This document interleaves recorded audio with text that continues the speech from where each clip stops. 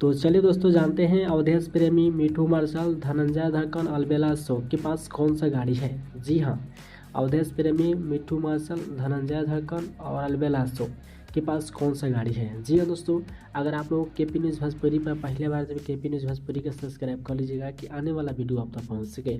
जी हाँ, इस वीडियो में फुल जानकारी देंगे तो इस वीडियो को शुरू से अंत तक जरूर देख लीजिएगा कि फुल जानकारी आपको हो सके। तो चलिए स्टार्ट करते हैं। जी ये बता दें कि अवधेश प्रेमी यादव के पास कोई बड़ा सा गाड़ी नहीं है दोस्तों, बड़ा सा गाड़ी नहीं है।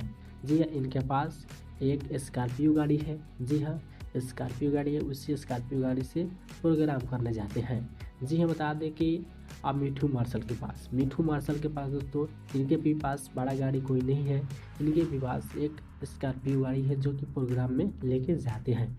जी हाँ दोस्तों, बात आता है धनंजय धड़कन के पास एक छोटी सी कार है। अलबेला अशोक के पास एक स्कॉर्पियो गाड़ी है। जी हाँ दोस्तों, यही सच्चाई है दोस्तों।